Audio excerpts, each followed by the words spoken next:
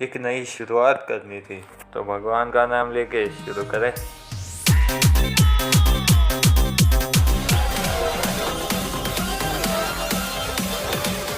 Player पे release हुई series रामयुग। इस मॉडर्न डे रामायण में आपको सब कुछ देखने को मिल जाएगा सिवाय साइंस और रियलिटी। और इसके कॉस्ट्यूम डिज़ाइन, वीएफएक्स और मेकअप को देखकर तो पता ही नहीं चलता कि आखिर इसका बजट कहाँ यूज़ हुआ है। रामानंद सागर जी की रामायण तो एक लेजेंड थी। हाँ, माना कि आप उसका मुकाबला नहीं कर सकते, लेकिन इसका मतलब ये थोड़ी है कि आप हमारे इतिहास को ही बदल के हमारे सामने रखें। ये अब तक की सबसे क्रिंज रामायण है। हाँ, अब तक की, क्योंकि अभी आदि पुरुष नाम से एक और रामायण आने वाली है और पता नहीं उसमें क्या नया देखने को मिले। बात करें इसकी स्टोरी की तो स्टोरी वही है जो हम बचपन से देखते आ रहे हैं। सीता हरण से ये कहानी शुरू होती है। बार बार उसी सीन को फ्लैशबैक में डाल के दिखाया जाता है और 6 एपिसोड तक तो आपको फ्लैशबैक ही देखने को मिलते हैं।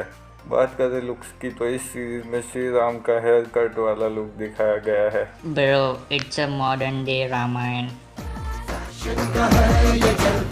और श्री राम भगवे रंग से जाने जाते थे, लेकिन इसमें तो कहीं भगवे रंग का यूज ही नहीं किया। ऋषि मुनियों को भी श्वेत वस्त्रों में दिखाया गया है और श्री राम जब वनवास में होते हैं तब भी उन्हें सफ़ेद वस्त्रों में दिखाया गया है। और राम लक्ष्मण जब वनवास में होते हैं तो इनका बियर्ड वाला लुक दिखाया गया है और जब भी नगर में दिखाते हैं तो शेविंग वाला लुक दिखा रहे हैं। आजकल बियर्ड का ट्रेंड चल रहा है ब्रो। और एक सीन में तो श्री राम के आउटफिट भी ब्लैक कलर के दिखाए गए हैं। सीता माता को भी पिंक कलर का आउटफिट किया गया है और रावण के बाल देखकर तो ऐसा लगता है जैसे जेल लगा कर ही आया हो। हनुमान जी को भी एकदम मंकी किंग वाला लुक दिया गया है। यकीन नहीं होता? आप खुद देख लो इन दोनों पिक्चर्स को कंपेयर करके। बियर्ड्स का स्टाइल ही देख लो, सेम है। राम लक्ष्मण जब सीता स्वयंवर में जाते हैं तो और कोई भी राजा वहाँ पे उपस्थित नहीं होता और राम जाकर वो धनुष उठा लेते हैं जैसे इन्होंने पहले से ही विवाह तैयार करके रखा था। ब्रो, कोरोना की वजह से आजकल ज़्यादा लोगों को सम्मिलित होने की परमिशन नहीं है। धनुष टूटने के बाद परशुराम जी आकर एक डायलॉग मारते हैं, या आजकल के छोकरे भी, मतलब परशुराम जी ऐसे छोकरे बोलेंगे कुछ भी। एक सीन में तो राम लक्ष्मण पुशअप्स करते दिखाए गए हैं कुछ भी। और लक्ष्मण का तो ये डायलॉग है, हम मात्र 2 हैं भैया और रावण की सेना असंख्य। अब लक्ष्मण जी ऐसा थोड़ी ना बोलेंगे, वो तो ये बोलेंगे, भैया आज्ञा दीजिए, गर्जन समाप्त करने के लिए मेरे अस्त्र अधीर हो रहे हैं। और राम पहली ही बार में सुग्रीव को माला पहना कर भेजते हैं। वैसे इसकी भी कोई ज़रूरत नहीं थी क्योंकि बाली की चेस्ट पे तो टैटू दिखाया गया है, ऐसे ही पहचान लेते। जब सूर्यपंखा की नाक काटा है तो हमें पता चलता है कि सूर्यपंखा के पास तो स्पीडस्टर वाली सुपर पावर्स है। और उसके बाद सूर्यपंखा मार्क्स के साथ दिखाई जाती है।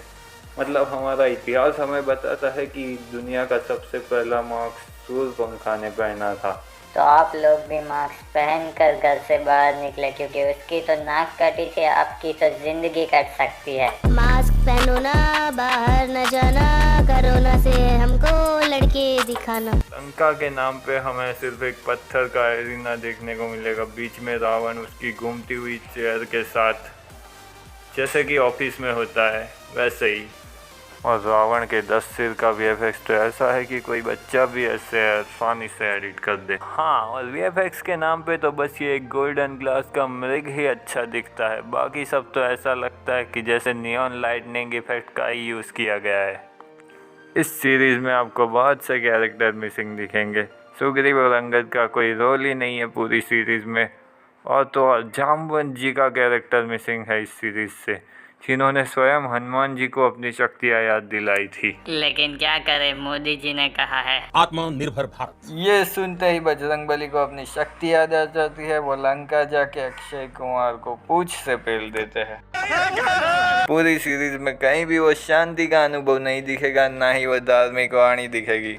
हर तरफ बस सारे कैरेक्टर चिल्लाते हुए ही नजर आएंगे। और युद्ध में भी दोनों पक्ष की सेनाओं में 100-200 बंदे ही देखने को मिलेंगे। ब्रो, कोरोना की वजह से शादी में भी इतने ही बंदों की परमिशन है। पूरी वानर सेना में किसी के पास भी गदा नहीं है सिवाय इन तीनों के। हाँ, सबके हाथ में एक लाठी और एक घुमाने वाली लंगर जैसी कोई चीज़ है। हमारे यहाँ तो यही बोलते हैं, आपके यहाँ इसको क्या बोलते हैं कमेंट करो ताकि हमें भी पता चले। और इंद्रजीत के पास तो गॉड ऑफ थंडर वाली पावर्स है और तो और मिस्टर इंडिया वाली भी पावर्स है। और इंद्रजीत जब स्नान करने जाता है तो उसको तो ऐसे ही छल से मार देते हैं ये लोग। मगर क्यों? मैंने तेरा क्या बिगाड़ा था? कुंभकर्ण पे भी VFX का यूज़ नहीं किया इन लोगों ने, उसकी हाइट भी श्री राम के समान है। और तो और श्री राम कुंभकर्ण को तलवार से ही मार देते हैं। वाह बेटा। इसमें श्री राम ने तीर से ज़्यादा तलवार चलाई है। अच्छा है, चलो रावण को तो तलवार से नहीं मारा, लेकिन देखकर ऐसा लगेगा कि कुछ जल्दी में ही मार दिया रावण को। और इस सीरीज़ को सुनते ही आपको साउथ के हिंदी डब जैसी फीलिंग आएगी।